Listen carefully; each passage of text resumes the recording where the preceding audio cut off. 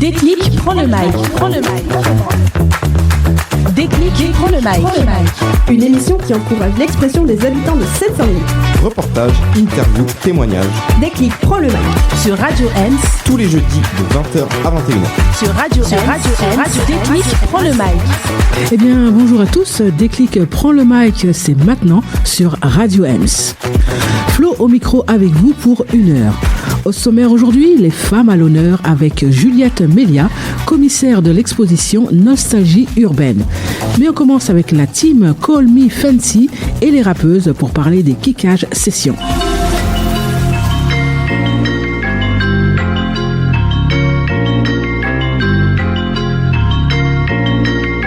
Alors aujourd'hui, on reçoit Gauthier et Charlotte de la team Call Me Fancy, les cerveaux derrière les Kickages Sessions, des scènes où les rappeuses prennent le micro, l'espace et la lumière.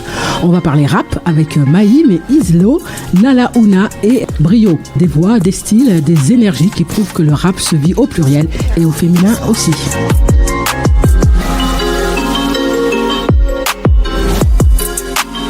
Alors, on va commencer avec Gauthier et Charlotte. Bonjour. Bonjour. Alors, vous êtes fondateur de Call Me Fancy. Alors, vous êtes tous deux passionnés et professionnels du secteur musical et culturel. Et votre cœur de mission, c'est l'accompagnement et le développement d'artistes féminines dans le hip-hop. Alors, pour celles et ceux qui vous découvrent, c'est quoi Call Me Fancy en quelques mots? Alors, Call Me Fancy, ça va être c'est le vaisseau mère, en fait. Alors, le vaisseau mère, je précise, c'est l'organigramme et qui détermine, il y a la tête et puis qui est composé de pas mal d'actions. Exactement, c'est la source de toutes nos activités, le point de départ, en fait. Voilà, et du coup Call Me Fancy c'est né en 2014, mais ça existe depuis bien plus longtemps. C'est né officiellement en 2014, mais de façon officieuse ça existait depuis longtemps dans la culture hip-hop. Et du coup c'est parti d'un collectif en mixité, mais du coup c'est les femmes qui en sont ressorties parce qu'elles étaient les plus déterres et puis les moins bien accompagnées à l'époque, parce que ça a pas mal évolué, mais en 2010 et 2014 c'était assez compliqué. Et du coup c'est parti sur la création d'un collectif regroupant des rappeuses internationales. Il y a un album qui est sorti à l'époque et l'idée c'était vraiment de mettre en avant ces artistes sur scène, de mélanger les cultures, les langues, les générations. Et du coup, de là, on est découlé divers projets comme Rappeuse par exemple, parce que on était beaucoup sollicité par les rappeuses françaises qui voulaient aussi être accompagnées par Call Me Fancy, mais on peut pas accompagner tout le monde, donc il fallait qu'on trouve un projet pour fédérer, rassembler à l'échelle nationale. Et Rappeuse est né de tout ça en 2019. Mais à la base, voilà, c'était que des artistes internationales, une italienne, une mexicaine, des américaines, des anglaises, une tunisienne, et j'en passe. Ouais. Alors, on a parlé rappeuse, mais c'est pas que ça, il y a aussi pas mal d'autres actions. Comme par exemple Charlotte? Comme par exemple les Kickages Sessions dont on va parler tout à l'heure, mais on a aussi d'autres entités qui gravitent comme les beat meetings où là on met en avant des beatmakers, des beatmakeuses face à un public d'artistes pour créer des belles connexions musicales. On a aussi Nouvelle G qui est un dispositif euro-régional. On a notre festival Secana aussi qui est un festival qui se déroule au centre de Paris tout au long de la Seine. On fait du coaching scénique aussi, donc là c'est toute esthétique confondue, donc on n'accompagne pas que des rappeuses, on n'accompagne pas que du rap, et puis c'est super épanouissant pour nous aussi de toucher aussi à d'autres esthétiques, et je crois qu'on a tout dit. Après on coordonne pas mal de dispositifs aussi en Ile-de-France avec des jeunes sur des territoires, donc ça c'est aussi super important pour nous, la transmission, et puis du coup Call Me Fancy et Rappeuse qui sont quand même 2 projets assez conséquents sur lesquels on travaille tout au long de l'année. Alors justement, le 7 mars, à partir de 20h, se dérouleront les Kickages Sessions à la salle de concert Ligne 13 de Saint-Denis. Alors comment ça va se dérouler ? Alors pour les Kickages Sessions, déjà pour introduire un peu, c'est un de nos événements en mixité qui existe depuis maintenant 2021. Donc on a investi différentes salles de concert en Ile-de-France pour offrir un terrain de jeu à tous les rappeurs et les rappeuses qui veulent venir se challenger et vivre vraiment leur passion, le rap, dans une ambiance très hip-hop où on mélange les nouvelles générations et les anciennes générations. Comment ça se déroule ? Donc les Kickages Sessions, c'est construit sur plusieurs étapes. Donc on a un moment de sélection en ligne où les artistes, donc rappeurs et rappeuses, s'inscrivent directement via Instagram. Et ensuite, le jour J, ils sont tous appelés individuellement pour passer pour la première étape, posés sur une prod entre trap, drill et boom bap. Donc posés pendant 1 minute. Et suite à ça, on a un jury qui va en sélectionner 8. Donc ils sont une vingtaine de base. Un jury qui sélectionne 8 artistes pour les introduire dans les playoffs. Et à partir des playoffs, là, on a des épreuves qu'on a bien peaufinées. Alors comme quoi, comme épreuve, Gauthier? Yes, le premier tour du coup des playoffs, c'est des 1 contre 1, donc c'est pas des battles, c'est pas des clashs, mais du coup t'es face à quelqu'un. Et du coup ce premier tour, du coup c'est l'adversaire qui choisit pour toi. Donc autant premier tour tu montes sur scène, tu choisis ta prod boom bap trap ou drill, là c'est l'adversaire qui choisit pour toi, donc ils peuvent se mettre un peu en galère. Ouais. Mais bon, ils sont plutôt gentils dans l'ensemble. Après les demi-finales, c'est prod classique, parce que c'est important de transmettre ça aussi à la jeunesse. Donc à chaque fois selon les territoires, là on va prendre un classique du 9-3 et à chaque fois c'est une prod classique française et une prod classique quinri. Et du coup pareil, les deux demi-finalistes s'affrontent sur ces prods là. Et la finale, on a une roue un peu comme la roue de la fortune, et on tourne une roue et c'est prod surprise, et là c'est des prods tout sauf rap, donc ça peut partir sur du reggaeton, bouillon, de l'électro, de la dubstep, et donc c'est vraiment kiffant. Et comme du coup il y a une sélection qui est faite tout au long, on arrive avec du super niveau en finale, et du coup il plie à chaque fois les prods surprises. Comment est né? Et il y a a cappella aussi en finale. A cappella, voilà. Ouais. Alors c'est là où tout se joue, peut-être. C'est prod surprise a cappella, c'est vraiment les deux, et important pour nous aussi cette partie a cappella, parce que c'est là il y a que les mots et que l'émotion que tu vas renvoyer au public, il y a pas de prod, il y a pas d'ambiance, donc c'est assez intéressant comme format. Mais comment est né ce projet? Vous êtes parti d'un constat, parce que c'est des choses qui n'existaient pas. En fait, c'est un mélange un peu d'open mic, de freestyle, de battle. Yes, comme dit Charlotte, très souvent, tout part d'un constat chez nous. On ne monte pas des projets comme ça parce qu'il y a une subvention spécifique pour les femmes, pour les quartiers populaires, pour le hip-hop. Nous, tous nos projets partent d'un constat sur le terrain. Et du coup, on faisait à une époque des open mic avec que des rappeuses. Et on trouvait ça dommage au final, parce que le hip-hop, c'est pas ça. Le hip-hop, c'est de se mélanger, d'être tous ensemble. Et on s'est dit, tiens, on va créer un battle. Parce que la réalité, c'est qu'il y a peu de rappeuses quand même sur les open mic, les battles, et l'idée c'était au travers de notre réseau de rappeuses créer les Kikash Sessions, un battle en mixité où on pourrait tenter en tout cas d'inviter plus de rappeuses. Et là pour la petite particularité du set, c'est que c'est une date, c'est les Kikash Sessions X rappeuses, donc du coup il y aura Ladju, la gagnante 2025 nationale de rappeuses, qui fera un showcase. On a CK aussi, un rappeur de Sevran, qui fera la première partie, et l'idée c'est que là on va vraiment avoir 10 rappeurs et 10 rappeuses. Ouais. D'habitude il y a 20 participants et il y a peut-être 2-3 rappeuses dessus, et là notre objectif c'est vraiment d'avoir les 10 rappeuses. On espère qu'on les aura pour samedi. Alors justement là autour, Maïm, Islo, Brio, qui s'est inscrit? Islo, non? Islo, elle doit s'inscrire. Elle doit s'inscrire alors. Elle doit s'inscrire. Elle me dit qu'elle vient dans la fosse. Non, mais elle n'a pas besoin de s'inscrire en amont. Elle vient, passe direct. Alors Nalaouna, tu t'es inscrite, c'est ça? Ouais, je me suis inscrite carrément. Et alors ça fait pas peur là le programme? T'es prête? Oh bah non, en vrai c'est hyper cool parce que j'ai déjà eu l'occasion de faire les Kikash Sessions à plusieurs reprises. Je vais pas loin en général, mais le fait d'avoir de m'entraîner et puis aussi d'avoir fait la résidence, ça me donne envie de vraiment me pousser au plus loin cette fois. Qu'est-ce que tu penses qui t'a manqué pour ne pas gagner? Une partie d'aisance, je pense. Il y a aussi mettre de l'impact dans ce qu'on fait, dans ce qu'on dit, incarner ce qu'on propose, en tout cas artistiquement. Et du coup, je pense qu'il me manquait une part de ça, une part d'incarnation, une part d'écoute plus profonde des prods. Donc ça va être ma stratégie pour le set. Pas mal de singles qu'on s'envoie, tout ça. Après, c'est du studio. Bien sûr. Voilà.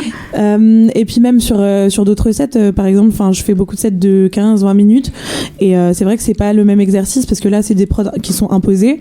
Et donc, c'est d'autant plus un enjeu de ramener son univers sur une prod qui n'est pas à toi. Avec un texte, tu sais pas quel texte tu vas faire. Ouais. Donc effectivement, tu pars avec une base de texte quand même assez conséquente. Mais quand tu te retrouves en face, c'est jamais pareil. Maïm, toi, tu es inscrite? Ouais, je me suis inscrite. Mais j'ai pas encore fait d'ailleurs de Kikash Session, c'est la première que je fais. D'accord. Ouais. Et t'avais pas fait le hangar il y a très longtemps? Ah non, si, Ouais. si, on s'était inscrite avec une pote On n'est plus justement dans de tes Marseille. souvenirs. Non mais Je peux pas. complètement oublié. Ouais, c'était une pote justement de Marseille qui s'appelle Yas qui rappe aussi. Et en fait elle vient de, enfin je dis de Marseille. Elle habite à Marseille depuis longtemps maintenant, mais elle a grandi à Saint-Denis en fait et elle était de passage sur Paris à ce moment-là. Et elle avait repéré l'événement et c'est elle qui m'avait dit allez viens on s'inscrit. Moi je me serais jamais inscrite. Hein. J'étais vraiment en panique quand on est arrivé, mais c'était bien. Et du coup, je fais un peu d'open mic, mais je fais assez rarement d'open mic de battle en fait, comme ça où il y a des open mic où en gros t'arrives, il y a des prods qui passent, mais si la prod c'est une prod sur laquelle t'as rien à faire, tu peux lâcher c'est des tours.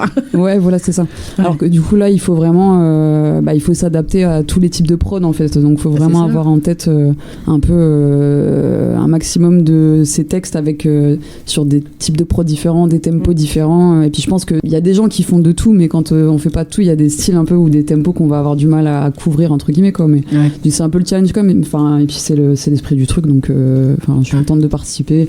Brio, ça fait plaisir. Yes. Toi tu participes ou pas? Ouais, je participe.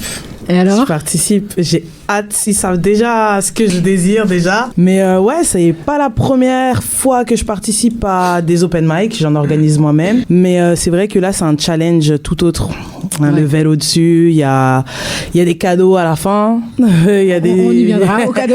Il y a les épreuves. Les épreuves, c'est chaud. Franchement, je l'ai fait une fois. Enfin, j'ai déjà participé plus d'une fois. Mais une fois, je suis venue avec Nala. C'était même pas prévu que je m'inscrive vraiment. Enfin, que je participe vraiment déterminée. Au final, j'ai fait finale. Je suis arrivée jusqu'en finale. Ah, bravo. Et franchement, j'étais là. J'étais là. Non, mais incroyable. En fait, c'est faisable. Je me suis retrouvée face à un monstre. Et ça m'a déstabilisée un peu. Mais ça elle est restée concentrée. Concentration. Concentrée, vraiment. Finaliste. Étape par étape. Alors, et toi, Islo, qu'est-ce qui t'empêche encore de faire l'inscription? Bah, moi, je suis un peu comme Maïm, c'est-à-dire que j'ai l'habitude des open mic, mais des open mic où je vais avoir une prod, enfin, où on peut un peu choisir à quel moment on passe et sur quel type de prod on passe. Donc ça, j'en ai fait beaucoup, mais des open mic avec des prods imposés ou des contests un peu comme ça, j'en ai fait moins. Mais je serai là samedi et elle va prendre le micro. Et à tout moment, je monte sur scène. Oui. C'est noté, à la place. Alors, mais faut l'inscrire, hein. Ça veut dire on peut s'inscrire un peu jusqu'à J-2 heures? On peut s'inscrire à n'importe quel moment tant que la liste n'est pas full. Et j'avoue que souvent, au bout de 5 jours, au bout de 5 jours, donc le jour même, ça y est, si on a le déclic, on peut s'inscrire? S'il y a encore de la place, oui, mais sachant qu'à chaque édition, on sélectionne toujours 2 à 3 personnes dans le public. Pour des personnes qui étaient hésitantes ou des personnes qui n'étaient pas forcément au courant de l'événement ou en tout cas qui souhaitent rejoindre la compétition. Justement, Gauthier, Charlotte, si vous deviez décrire l'énergie d'une Kikage session en un mot, ça serait quoi? Charlotte? Ça serait hip-hop, ça serait encore une fois ce mélange de styles, ce mélange de générations qui est très très important. Voilà, ce retour aux sources, de la découverte aussi, un côté très challengeant, même pour le public qui aime le rap ou qui pense aimer le rap ou voilà, découvrir des nouveaux artistes, être dans cette ambiance live aussi. Le live compte énormément, le moment présent compte énormément et voilà, quelque chose de très fédérateur aussi. On est là, on s'encourage, on s'applaudit et du plaisir. Moi, mon mot-clé, ce sera énergie, voilà, parce que dans nos événements, que ce soit les Kikage Sessions, mais tous nos événements Call Me FMC, l'idée c'est qu'il y ait une énergie communicative au travers des artistes, du public, de nous à l'organisation, tout ça, et des gens qui nous accueillent aussi les salles de concert, et c'est très important pour nous. Et à chaque fois, on le ressent sur nos événements, ces énergies-là, et c'est l'énergie du hip-hop aussi. C'est là où on se rencontre et on passe un bon moment, et c'est très important. Radio Ems. Alors, on ne peut pas parler des Kikage Sessions sans parler des DJs d'ailleurs. Qu'une DJ depuis le début, DJ Lil Pop, DJ officiel des Kikage Sessions. La Ouna. Dédicace à elle, parce que voilà, les DJ sont là aussi. Alors c'est marrant parce que vous utilisez beaucoup le mot hip-hop et de moins en moins, malheureusement, on l'utilise et de moins en moins, les valeurs du hip-hop sont de moins en moins là. Qu'est-ce que vous en pensez? Tu as bien raison, mais le hip-hop, en tout cas, pour moi, il a jamais été aussi présent dans la société. Enfin, tu vois, quand on voit que ce soit dans le marketing avec le graphe, les codes du hip-hop qui sont utilisés, le rap qui est numéro 1, même si les valeurs se perdent un peu, la danse qui est à un niveau aussi de fou. Donc en fait, c'est à nous, en tout cas, activistes et acteurs de cette culture, de véhiculer tout ça et d'utiliser ce nom. Des fois, c'est vrai qu'on a des discussions avec des gens, ouais, mais les jeunes, le hip-hop, ils connaissent plus, il faut qu'on utilise d'autres termes et tout. Mais non, mais si nous, on le défend plus, qui va le défendre? Et en fait, les jeunes, ils ont besoin de se raccrocher à quelque chose, je pense. Et le hip-hop, c'est tellement puissant comme culture et comme outil d'éducation, de transmission, tout ça. En tout cas, les rappeuses, elles sont là. Et alors, je les engage toutes à venir s'inscrire au plus vite au Kickage Session. Alors, est-ce que vous voyez une évolution de la place des rappeuses dans le rap depuis ces dernières années, Charlotte? Bien sûr, on voit une forte évolution. C'est vrai que quand on a commencé, ça a été, les gens étaient un petit peu frileux dès qu'ils entendaient le mot rappeuse, où on a aussi beaucoup l'expression qui existe, rap féminin, que j'arrive pas à comprendre exactement. Au pire, ce sont des artistes féminines qui font du rap, mais c'est vrai que ça a évolué, on en voit beaucoup plus.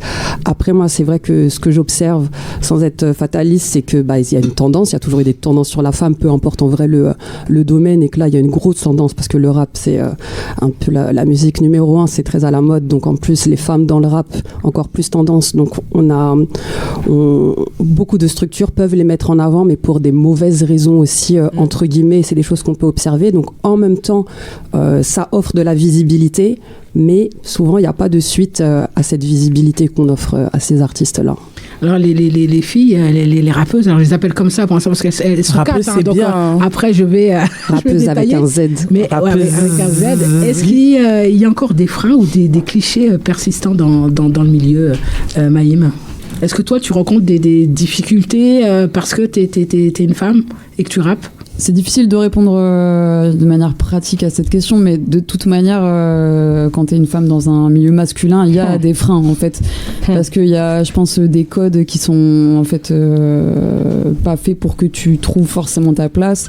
Il peut y avoir du jugement aussi parfois un peu implicite. Après voilà, c'est pas le cas de tout le monde, et il y a aussi plein de gens, plein de gars qui accueillent sans arrière-pensée, et puis vraiment dans un esprit hip-hop, de vraiment porter le truc, et puis qui parce que aussi, je pense, il y a, sans vouloir être cliché on peut être une femme et pas être comme ça, mais il y a aussi un truc un peu de manque de confiance aussi des fois, et où comme le rap c'est un truc vraiment de mise en avant de soi aussi, il faut être là, il faut prendre la scène en fait, et je pense qu'il y a peut-être aussi ce truc là où des fois les meufs elles vont peut-être moins oser prendre la place, prendre la scène, et que justement le fait qu'il y ait un esprit un peu d'entraide de plein de gens, en fait c'est ça aussi pour moi qui permet justement de prendre sa place et de finalement trouver sa place là-dedans, quoi. Nala, Ouna?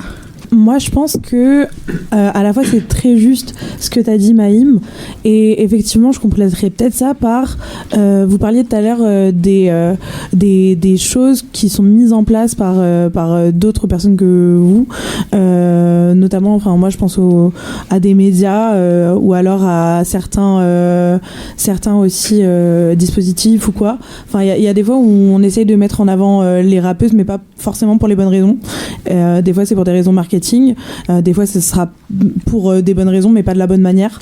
En tout cas, c'est vrai que je pense qu'on est les premières concernées par cette question-là et par ces questions-là en général. Du coup, c'est peut-être intéressant, après ce genre de choses, ou quand on dit quelque chose, de nous demander un retour. Et du coup, c'est cool que vous le fassiez des clics ici. Donc voilà, c'est ce que j'avais à dire à ce propos. Brio, qu'est-ce que t'en penses?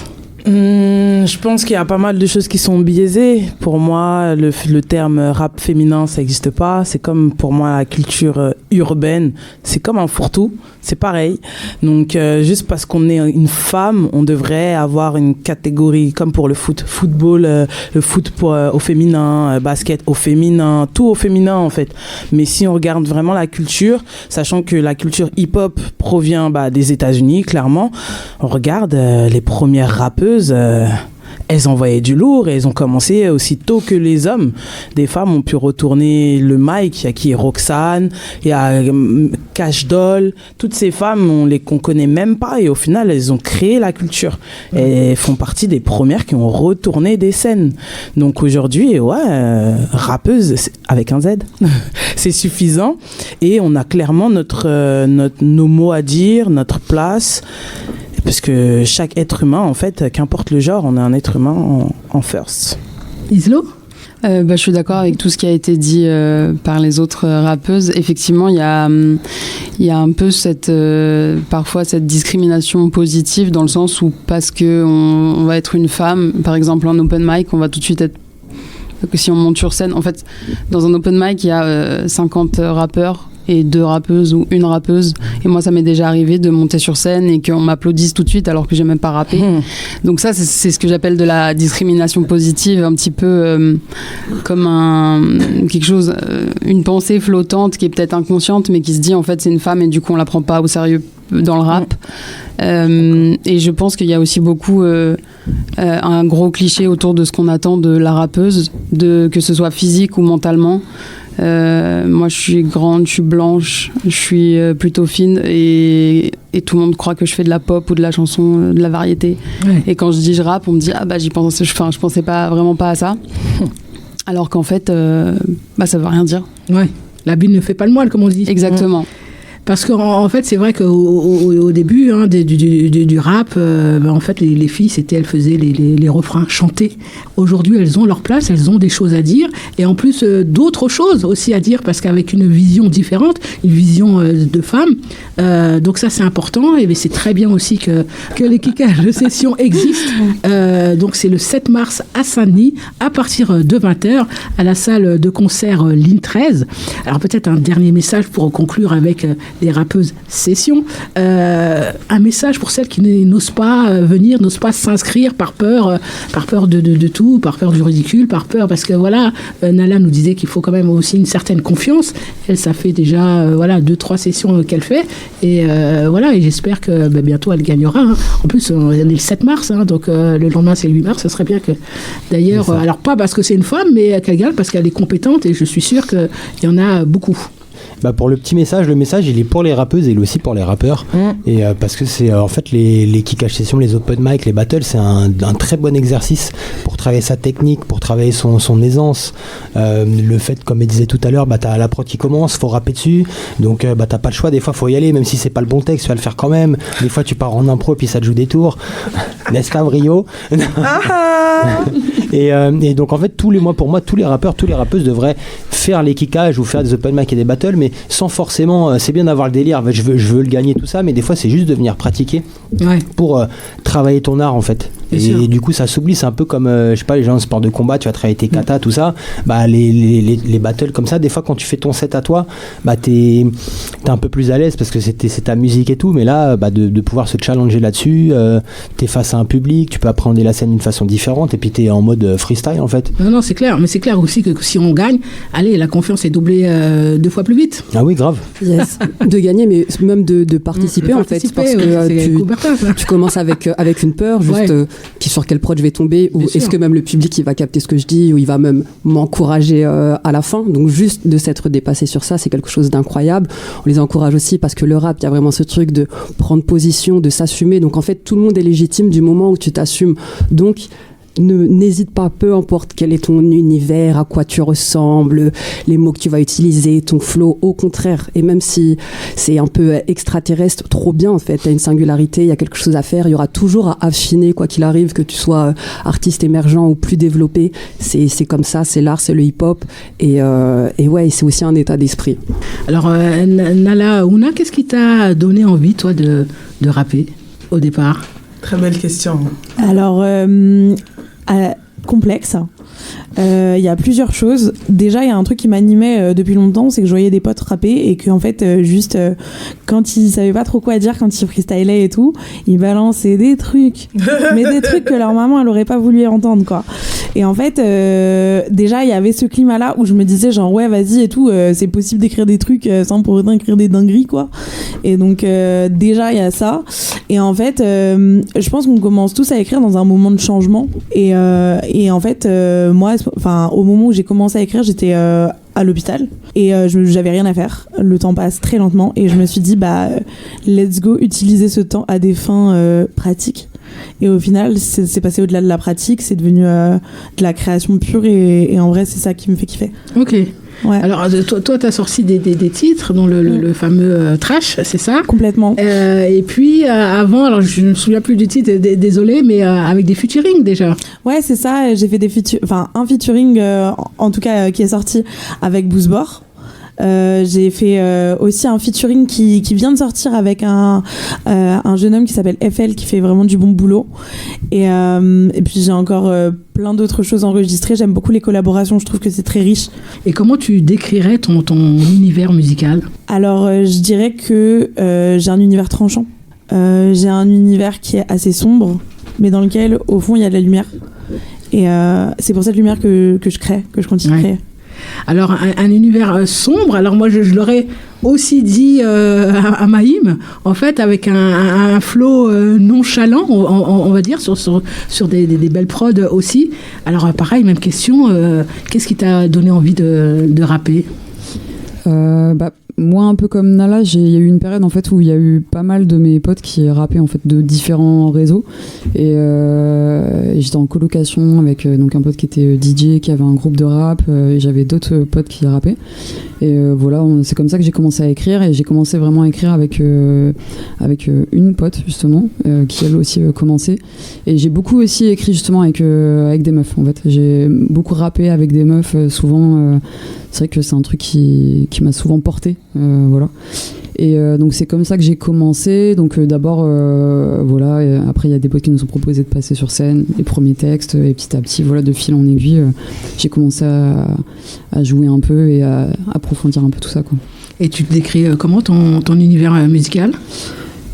Sombre, ouais, effectivement, je dirais sombre, mélancolique. Et assez introspectif et de plus en plus je vais vers des trucs un peu mélancoliques. De base j'écris beaucoup des trucs sombres et des textes aussi engagés sur certains thèmes et maintenant je chante un petit peu parfois sur certains sons et donc là-dessus je suis sur un truc voilà, plus mélancolique, plus doux parce que moi j'ai des grosses influences R&B aussi et néo soul, c'est vraiment quelque chose qui m'a beaucoup influencé. Donc après je suis pas chanteuse donc voilà, c'est pas le gros de ce que je fais mais voilà, je suis contente de pouvoir incorporer ça un peu. Islo, pareil, alors toi aussi t'as un EP qui s'appelle Mani, c'est ça? Oui, exactement. Donc vous pouvez retrouver tout ça sur les plateformes de téléchargement, que ce soit Maïm, Nala Noula, Brio. Je viens de sortir mon projet qui se nomme 33. 33, ok. 7 titres, 14 minutes. Le dernier titre, il se nomme Désormais, parce que désormais, on le sait, donc on le fait. Je fais de la musique, j'aime la prise de conscience, j'aime la paix, j'aime ouvrir les consciences. Et voilà. Alors on a été avec Islo, oui, donc le EP Mani. Alors pareil, toujours la même question, les débuts dans le rap, qu'est-ce qui t'a donné envie de rapper? J'ai toujours écouté du rap depuis que je suis jeune, très jeune, parce que mon frère me faisait écouter ça. Et les références, quel genre de rap? J'ai commencé beaucoup avec Gizmo, 1995, tout ça. Et dur. Et ouais, dans le dur, exactement. Gizmo, c'était vraiment le rappeur le premier que j'ai adoré. Et après, il y a eu Orelsan aussi en 2009 que j'ai découvert et j'ai tout de suite accroché. Et pour autant, je m'étais jamais dit que j'allais faire du rap. Dans les années, vers 2020, j'ai commencé à faire des reprises de rap que je postais sur les réseaux et un soir je me suis dit je vais essayer de mettre une prod et de kicker. C'était vraiment pas terrible mais j'ai trop kiffé et depuis j'ai pas arrêté. Et pareil, tu décrirais ton univers musical comment? Moi, je dirais authentique, surprenant, parce qu'on ne s'attend pas forcément à ça de moi, et sensible. Alors, Brio, bon, tu as presque tout dit là, tu dis tout à l'heure. Hein, j'ai essayé de. Ouais. Mais alors, comment t'en es venu au rap? Premièrement, je suis née dans la musique. Ma mère elle faisait de la musique aux côtés de MC Solar. Par la suite, avec le temps, j'osais pas trop me mettre dans ça. Ensuite, j'ai fréquenté des personnes telles que Siana Deina, très grosse rappeuse, Penn Hopkins et Pearly. Et avec eux, je me suis fait kiffer. Sans Pearly, en vrai, je serais même pas là aujourd'hui pour dire, tellement c'est puissant. Et en fait, ces personnes-là, ils m'ont dit, mais en vrai, t'as plu, parce que j'ai pris du temps à avoir la conscience et le courage de passer à l'action, mais j'écrivais des styles de poèmes, l'enfance, vas-y, quand on est amoureuse de quelqu'un et tout. Et en fait, ils étaient là, mais vas-y, toi, t'as un délire et tout, vas-y, et le courage et me voilà. Alors, on va bientôt terminer. Un cliché sur les rappeuses que vous aimeriez voir disparaître. Nala, Ouna. Les rappeuses, ça rappe tout doucement, tout doux. Maïm, un cliché que tu aimerais voir disparaître? Le fait qu'il y ait un peu j'ai l'impression qu'il faut que les rappeuses doivent être soit sexy, soit pas féminine entre guillemets quoi, et qu'en fait il y a que ces deux carcans qui existent en fait pour les rappeuses. Islo? Un peu comme Maïm, le cliché de l'apparence et de la mentalité que doit avoir une rappeuse, parce qu'elle peut avoir on peut retrouver une multitude de personnalités et de physiques dans les rappeuses. La preuve aujourd'hui. De ouf. Rap féminin, allez, ça dégage. Et c'est tout. Alors, Brio, studio ou scène? Scène de ouf. Scène de fou malade. Scène. Scène. Nala, Ouna, écriture de nuit ou de jour? De nuit. De nuit. Maïm, freestyle ou texte écrit? Texte écrit. Et on va terminer avec Islo, un message pour les rappeuses qui hésitent encore à se lancer ou à monter sur scène. C'est parfait ça. C'est un message pour moi-même finalement. Non, faut pas hésiter parce que même si parfois c'est pas facile et parfois ça se passe pas comme on l'a imaginé ou comme on l'aurait souhaité, ça nous fait toujours grandir et on rebondit toujours en fait. Si on kiffe vraiment ça. Même s'il y a des erreurs ou des loupés entre gros guillemets, on y retournera quand même et on kiffera quand même. Déclic prend le mic sur Radio Else. En tout cas, rendez-vous samedi 7 mars à partir de 20h à la salle de concert Ligne 13 de Saint-Denis pour les kickages sessions. Merci Gauthier et Charlotte de la team Call Me Fancy pour la force, l'énergie et le taf que vous faites sur le terrain. Ah oui. Un gros big up à Maïm, Islo, Nala, Brio pour les mots, les vibes et la sincérité au micro. Alors, chose promise, chose due, on finit en freestyle.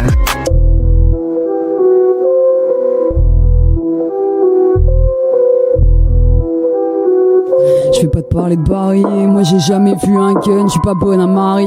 Chez moi c'est souvent le sbull, j'ai autant peur du naufrage que de l'explosion.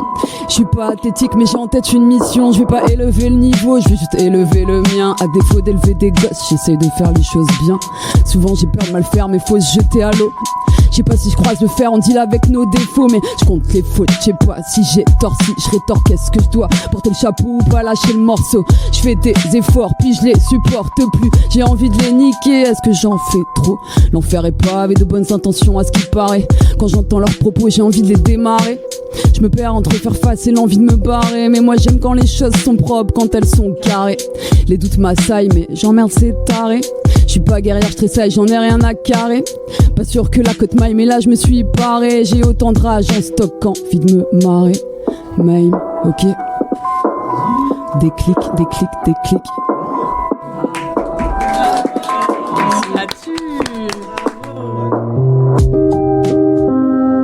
Nala, Ouna, Nala, c'est Nala, Ouna, Nala, 777 Beats. Je suis dans une quête de sens pour trouver le sens de ma quête. Mon cœur est enflammé, il s'approche doucement de l'essence de ma tête. Ça commence à devenir tendu de justifier mon absence à la fête. Sur la balance, je dois choisir entre la potence ou le sang de la bête. La boussole, je l'ai cassée et la carte, je l'ai perdue. Reste que ma montre à gousser, est-ce qu'il me reste de vertu? Le vice se cache dans le diable et le diable dans les détails. Pour savoir ce que cachent mes victoires, j'ai dû briser mes médailles. Je suis décalé, détalé, comme le lapin blanc d'Alice. Je me suis sentie comme une alpiniste devant autant d'abysses. C'est que les prémices, pourtant je suis plus précise qu'ils ne le prédisent. La méduse ne pétrifie que les hommes qui la médisent. J'ai plus d'un tour dans ma manche et l'avenir au bout des doigts. Je t'ai cherché pendant des années, arrivé au bout de tes pas. Une de perdue, 10 de retrouvée. C'est ce que dit le dicton. Comme j'ai rencontré 10 cons, je préfère travailler ma diction. Les ténèbres m'enveloppent, au final je me sens à ma place. Je me suis lassé de ressasser, le temps passé, le temps cassé. Et ça s'efface, comme un tour de passe-passe. Madame blessure disparaît quand cicatrice vient prendre sa place. Pas besoin de ton aval pour entamer mon envol. Mes peurs je les ravale et dans mon système ça s'affole. Infecté par mon affect, impacté forcé t'infecte. À la fin t'es tout seul, il restera que le bois et les insectes.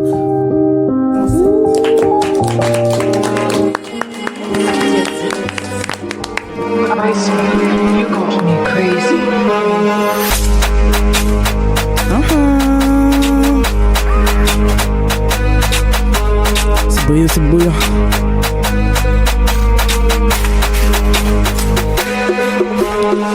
Ils feront toujours tout pour qu'on finisse seul. Chacune des actions c'est chacun son sort. Préfère finir ensemble que sous un seul. Haïtienne, très énervée, pas qu'un problème pour y les veines. À chaque anniversaire je monte le level. On a beau bien s'entendre, je vois pas tant ton revers.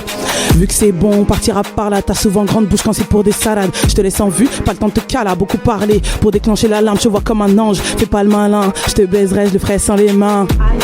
Aïe aïe aïe, je te baiserai, je le ferai sans les mains. À gauche, à droite, dans les deux cas, faut faire un choix. Pilule rouge, pilule bleue, la vérité en face, ça te fait peur. Je me méfie de ceux qui m'appellent ma sœur. T'as les massages le sang quand on se check. On sait ce que tu veux quand t'appelles la masseuse. Pas besoin de toucher du bois, j'ai déjà mon chèque. T'entends pas ou quoi? Remets tes lunettes, c'est la réalité qui te rend perplexe. Qu'à la boca, je te le répète à tue-tête. Vivre le passé, c'est accepter ton ex. Tu reviens t'excuser quand t'es mécra? Moi c'est brille, je suis inéluctable. Enchanté, la zone est impénétrable. Ici bas tout accepter, c'est péter un câble. Arrête tes blabla, arrête tes disquettes. C'est pas quelques votes qui font l'unanimité. Ça manque d'éducation, d'humanité. Ça montre son quoi pour un peu de dignité. Flemme de toi si tu commences toujours par un genou. Tends pas la main pour les règles du jeu. On connaît les enjeux. Rappeuse, t'entends pas ou quoi? Rappeuse, t'entends pas ou quoi? Rappeuse, t'entends pas ou quoi? Rappeuse, t'entends pas ou quoi? C'est le déclic, déclic, déclic. T'entends pas ou quoi? Rappeuse, t'entends pas ou quoi? Rappeuse, t'entends pas ou quoi? Déclic, déclic, déclic. Chaud, chaud, chaud, chaud, chaud. Zélo. Ok. Ça fait. Je mate des no-ports mais pas les Russes, pas les vieux porcs qui violent des gosses, pas les rousses, celles qui sucent encore leurs pouces. Et je m'inquiète pour mes nièces, pour les gamines qu'on détresse, celles à qui on fait croire que réussir c'est montrer ses fesses. Mais laisse tomber, je sais qu'ici y a plus rien à tirer. Un homme, les vies suffisent vite à l'attirer. Laisse tomber, Lily Phillips a baisé 100 hommes. Je baise la prod sur 100 heures, je suis entouré de centaures. Il croit qu'il manque encore, bébé, y a une latence entre le moment où je le pense, le moment où je l'écris, le moment où je le sors. Dans mes rêves, je suis marié à Tino. On fait la tournée des zéniths et des interviews pour Mehdi. J'ai pas peur du revenge porn, je suis fraîche sur tous mes news. Bientôt mamie ouvre la presse pour choper un peu de mes news. Vous allez entendre parler d'Isélo, je compte bien miser haut, je compte bien miser gros. Vendre mes plats très chers comme un gastro, je me trompe jamais de destin. J'ai pas besoin d'essai, je connais mon dessin à suivre jusqu'au décès. Je vois les mecs qui rappent, ils devraient laisser ça aux femmes. Normalement c'est les gens légitimes autour de la table. Je suis déjà dans la sphère, j'ai juste à l'élargir. J'ai déjà produit l'asphalte, j'ai plus qu'à l'étaler. Dire quand l'état est encore rien qui est fait. Dire qu'ils m'ont déjà kiffé, j'ai gagné sans avoir rien misé. Je fais tout depuis le sofa, mon âme qui la sauvera. Pas les Losa qui m'assomment ou les Hassol de Lausanne. Je suis déjà dans la sphère, j'ai juste à l'élargir. Je suis dans le sas entre ce que j'étais et ce que je vais devenir, ouais. Isélo, yeah yeah yeah. Ok, ah ouais. Et ah ouais. Inscrivez-la s'il vous plaît, inscrivez-la. N'attendez pas qu'elle. Ah parfait. Elle dit elle vient dans le public, mais à un moment, prends le mic s'il te plaît. Vérité, vraiment. Merci. Alors en tout cas, merci à toutes. Yes. Merci. Maïva. Nala Una. Nala Una. Brio. Islo. et Gauthier et Charlotte. Merci beaucoup. Aïe, aïe, aïe. Rendez-vous le 7 mars. Exactement. Ça a pété. À la salle de concert Ligne 13 à partir de 20h.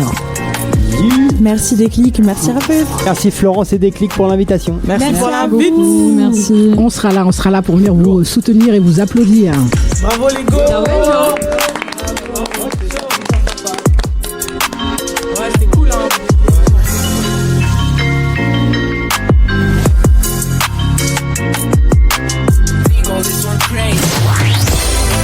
Radio Ems.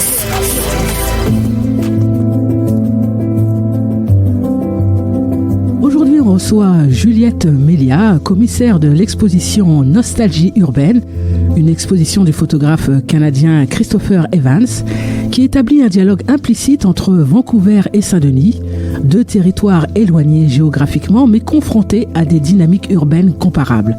Alors installez-vous confortablement et on ouvre l'obturateur. Juliette, bonjour. Bonjour.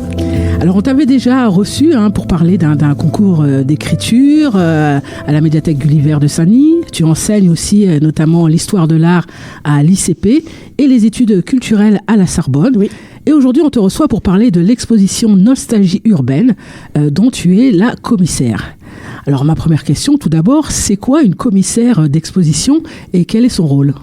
Alors une commissaire d'exposition, c'est-à-dire que j'ai pris la responsabilité de cette exposition, c'est mon idée, et partant de là, c'est moi qui organise, c'est-à-dire c'est moi qui vais faire la sélection artistique des photos, dans une masse de photos assez impressionnante dans le cas de Christopher Evans. J'ai fait acheminer les photos jusqu'en France et là, je suis dans le processus de les faire encadrer et puis après, c'est moi qui vais aussi chapeauter l'accrochage. C'est moi qui vais décider quelle mise en valeur au sein de la galerie place de chaque photo va être choisie. Voilà. Alors, comment est née cette exposition ? Est-ce que c'est une passion commune pour le grain argentique ? Ah oui, sans aucun doute.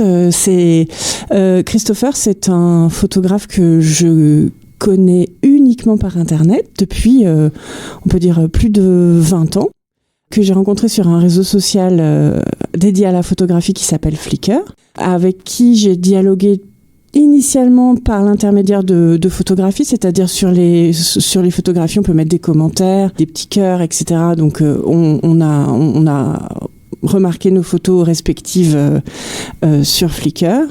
Et puis, partant de là, une amitié s'est développée sans que nous nous rencontrions. C'est-à-dire que c'est une amitié qui est uniquement artistique et virtuelle. Alors, comment s'est fait le choix des photos ? Parce que tu nous as dit qu'il y en avait beaucoup. Alors, comment on choisit ? Alors, il y a un côté très subjectif, c'est-à-dire que c'est à partir du moment où je m'affirme en tant que commissaire d'exposition, j'ai le droit de dire ça j'aime pas, c'est mon cœur, mon ressenti. Par exemple, Christopher, c'est quelqu'un qui a une silhouette assez longiligne et qui porte souvent, bien qu'il soit canadien, qui porte souvent un chapeau de cow-boy américain. Et moi, et il photographie avec sa silhouette et son chapeau, il photographie bien souvent son ombre. Et moi, ces photos, ça m'amuse, ça me plaît. Je trouve qu'elles ont un petit charme et j'en ai choisi une petite dizaine pour faire une série avec son ombre. J'aime beaucoup aussi, j'en avais déjà parlé à mon précédent passage près de toi, Florence, j'aime beaucoup la ville de Saint-Denis. C'est une ville qui me fait beaucoup vibrer, dans laquelle je trouve qu'il y a beaucoup de charme et beaucoup de dynamisme. Et je ne connais pas du tout Vancouver, mais par rapport aux photos de Christopher, je retrouve un peu la même dynamique, le même côté de transformation, une ville qui est en ébullition constante. Donc j'ai essayé de trouver des photos de la ville de Vancouver qui peuvent, avec un peu d'imagination, faire le lien avec la ville de Saint-Denis. Oui. Alors le lien, il y a certaines photos où on voit un petit peu des paysages un petit peu délabrés, si je puis dire. Donc c'est vrai que ça fait note aussi à Saint-Denis, ou certains endroits un petit peu dans le même état. Alors c'est pas forcément les mêmes bâtiments, mais l'idée est là aussi. Oui, mais je trouve qu'il y a une poésie aussi dans ce côté un peu dégradé. Qu'est-ce que c'est que la dégradation de la ville? C'est le passage, c'est l'utilisation, c'est les mains qui vont frotter un mur des centaines ou des milliers de fois, et ça, je trouve que ça donne une âme aussi, une ville parfaite, une ville toute neuve, toute récurée. Qu'est-ce que ça nous dirait? Ça nous dirait rien. Alors qu'une ville qu'on utilise, qui vit, qui s'abîme, qu'on répare, qu'on rafistole, c'est beaucoup plus, ça me fait plus vibrer. C'est le passé et l'histoire aussi. C'est ça. C'est notre histoire. Alors, tu dis que c'est toi qui as fait le choix des photos, mais il y a quand même un petit peu une concertation avec le photographe? Oui, il m'en a proposé. C'était drôle. On a fait une petite conférence vidéo par téléphone, et donc il me montrait ses photos en vidéo, et je disais ah ça oui, peut-être pas, Christophe. On va pas tout prendre. Et là, j'ai beaucoup trop. Il m'a envoyé beaucoup de photos. Et j'en ai beaucoup trop pour l'exposition. Trop? Ah oui. Je pourrais pas tout exposer. La galerie est super sympa, mais pas très grande. En tout cas, le choix est fait là, ou pas encore? C'est bientôt, hein? Il faut que j'en élimine encore une petite vingtaine. Ah oui, quand même. D'accord. Bon courage. Alors, quand on entend le titre Nostalgie urbaine, on imagine déjà une ville un peu floue, chargée d'émotions. Si vous deviez donner une image sonore de cette exposition à nos auditeurs, ça serait quoi? Une image sonore. On est à la radio. Je te reconnais bien là, Florence. Ah oui, je sais, ça va être la rumeur, l'espèce de bourdonnement qu'on a quand on est peut-être, tu sais, la nuit, quand on vit aux abords d'une route qui fait partie de notre background sonore, notre arrière-plan sonore, et qu'on a l'habitude d'entendre, et puis quand on se réveille, on y prête attention parce que tout le reste est silencieux. C'est un peu ça, on entend les voitures, on entend des pas, des voix, un peu au loin aussi des trains, la ville, quoi. La ville. Mais justement, Nostalgie urbaine, c'est un titre très évocateur. Qu'est-ce que cette nostalgie raconte de notre rapport à la ville aujourd'hui? C'est la ville en constante transformation. La ville qui change, et je pense que c'est très caractéristique de la banlieue. La banlieue, pour moi, c'est vraiment un lieu qui est en mutation constante, beaucoup plus par exemple que Paris, intramuros. On va être dans des paysages urbains beaucoup plus protégés, en zone de protection classée. Voilà. À Saint-Denis, on a beaucoup moins ça, aux alentours de la basilique. Et encore, aux alentours de la basilique, j'ai connu de très grands changements depuis que je fréquente Saint-Denis. En banlieue, les commerces changent souvent, les désignations des bâtiments changent souvent. Un immeuble de bureau peut être transformé en un hôtel, en habitation. Et ce mouvement, c'est positif, on est souvent dans le progrès, mais quelquefois, si on peut se promener avec ses enfants, on dit « Ah bah tiens là, regarde, avant c'était une boulangerie, et maintenant c'est des habits. » La population change aussi. La population change, on a une gentrification qui est sujette à beaucoup de controverses. Il y a des gens qui sont très contents que le domaine urbain s'embourgeoise un peu, soit un peu plus chic. Il y a des gens qui trouvent que c'est une trahison, que la culture populaire de Saint-Denis, c'est quelque chose qu'il faut maintenir et qu'il faut préserver à tout prix. En plus, on est en période électorale, donc ça fait partie des débats des candidats qui ont chacun leur vision particulière de Saint-Denis. Moi, je pense que c'est quelque chose de très... la gentrification, comme on dit, la boboisation, c'est quelque chose de très organique et naturel. Et je trouve que les politiques de la ville peuvent accompagner l'une ou l'autre des visions de la ville, mais on est sur des pressions et des besoins en logement et en habitation qui sont tellement forts que la politique de la ville ne va jamais pouvoir tout contrôler, je pense. Oui. On verra. Alors, en tout cas, je sais que tu es aussi photographe, tu es passionné aussi par le grain argentique. Alors, pourquoi ce choix pour une prof qui est de l'art visuel et notamment qui bosse avec, sur les réseaux, sur l'IA, etc.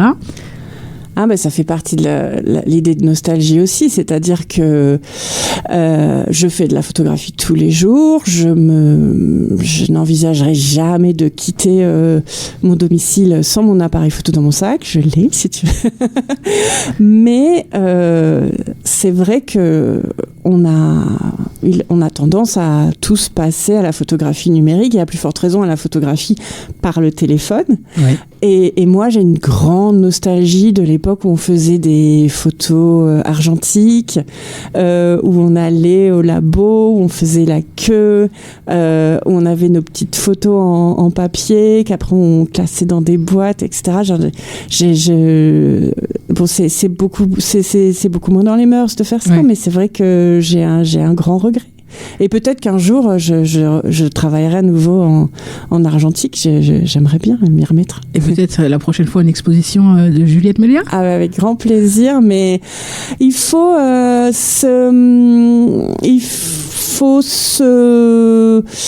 c'est pas la même chose. C'est-à-dire, dans une question de légitimité, je pense que, par exemple, Christopher a besoin de moi en tant que commissaire, pour revenir au début de notre conversation, pour faire un choix d'édition, de choix de photos, de mise en valeur, de communication aussi. Et si je faisais une exposition pour moi-même, c'est-à-dire que c'est moi-même qui devrais faire ces choix, ces efforts, cette communication, pour moi-même, c'est pas la même chose. Donc, je voudrais que... Oui, ou alors trouver un autre commissaire d'exposition pour la prochaine... on verra, on te réinvitera le jour J, en tout cas. J'ai mes entrées. Pour l'instant, l'exposition, donc, elle est du 12 mars au 3 avril à la galerie HCE de Saint-Denis. Et puis, alors justement, si vous deviez décrire le visiteur idéal de cette exposition, vous l'imaginez plutôt flâneur, nostalgique, rêveur ou curieux des techniques anciennes ? Un petit mélange de tout ça, non ? J'aimerais un visiteur, curieux, passionné, peut-être un peu nostalgique aussi, qui serait prêt à se perdre dans ses photos. J'ai aussi j'aimerais bien que le public soit assez divers. Et notamment, j'anticipe peut-être sur des questions, mais... Parler de la jeunesse peut-être ? Voilà, oui. Hier, d'ailleurs, j'ai passé un long moment de ma journée à concocter des dossiers pédagogiques que je vais envoyer dans les écoles, notamment du centre, pour inciter peut-être les profs et les instituteurs et les institutrices à faire un petit tour dans l'expo et puis avoir des idées de questions à poser aux élèves et puis des activités, des jeux, etc. Donc je voudrais que ça soit ouvert. C'est le principe d'une galerie, c'est-à-dire c'est ouvert à tous, c'est libre. Alors, je te propose de terminer avec un spécial portrait chinois. Alors, l'argentique, c'est un choix esthétique ou politique ?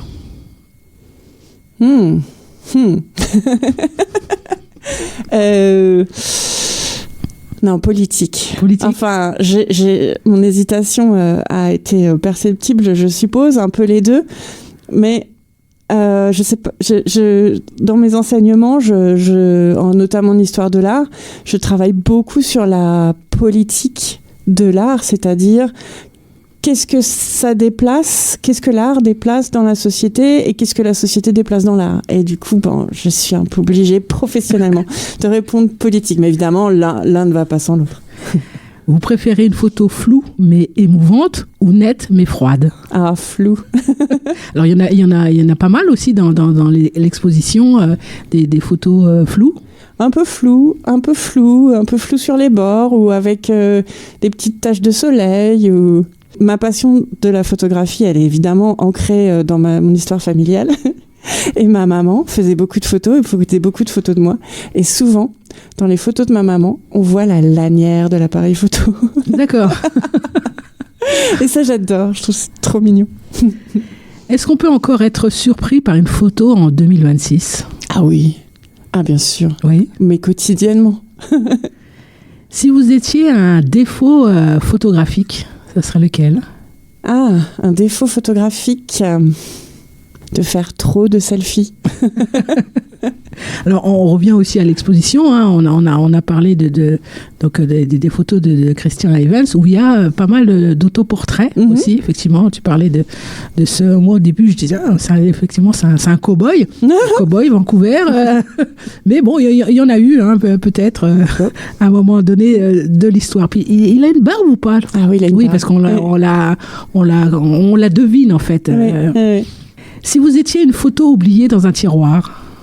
Ah, je serais peut-être un nu qu'on a fait quand on était jeune et puis qu'après peut-être qu'on n'assume plus trop bien et qu'on a caché, mais auquel on revient parfois un peu par surprise. On fait, ah. Si cette expo était une émotion, ce serait laquelle? Ah, ça serait je vais pas dire la nostalgie parce que c'est dans le titre, mais je pense que ça serait le bonheur du partage. Parce que c'est aussi comme ça que je conçois mon travail de commissaire. Je fais ça bénévolement, bien sûr, et puis je suis récompensée par cette idée que cette amitié, ce lien que j'ai noué avec Christopher, je vais le partager, et le bonheur que ces photographies m'apportent, je vais pouvoir le partager avec tout Saint-Denis et aussi d'autres villes. Vous n'avez pas eu envie justement d'aller voir Vancouver? Si, j'ai envie, mais finalement, je pense que c'est pas un vrai besoin. Et en plus, je me dis que ça de voir Christopher en vrai, finalement, oui, peut-être que ça changerait quelque chose dans notre relation. Et moi, j'en ressens pas un besoin impérieux pour l'instant, mais si un auditeur m'offre un billet d'avion. On va organiser un jeu, alors. Un billet d'avion, aller-retour, hein, parce que... On ne sait jamais. Et finalement, on parle beaucoup de Vancouver, mais je crois qu'il y a des photos aussi de Montréal, non? Oui. Oui. Alors, Montréal, c'est une ville qui est très différente. Vancouver, c'est une ville finalement relativement moderne. L'histoire de Vancouver remonte à plus ou moins une centaine d'années. Alors que Montréal, c'est une ville plus qui date de l'époque coloniale avec la Grande-Bretagne. C'est pas du tout la même ambiance.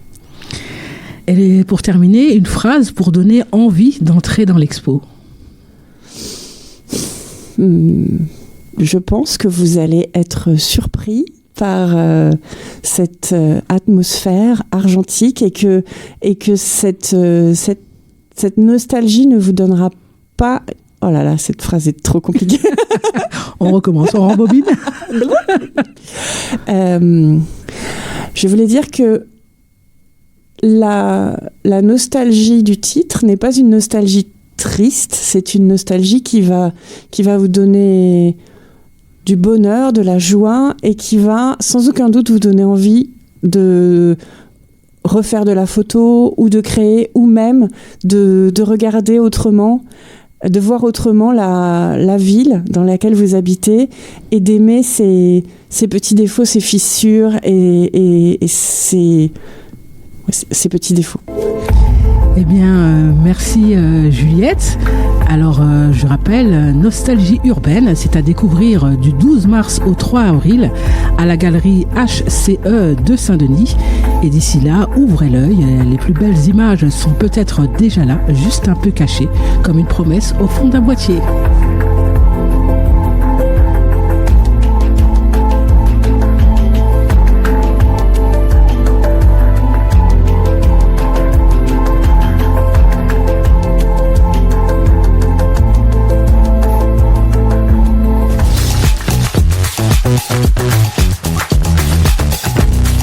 Déclic from the mic, c'est terminé pour ce soir. À la réalisation technique, c'était Vincent. On se retrouve jeudi prochain à la même heure. Restez branchés sur Radio Ems. On retrouve tout de suite Funk Anthologie.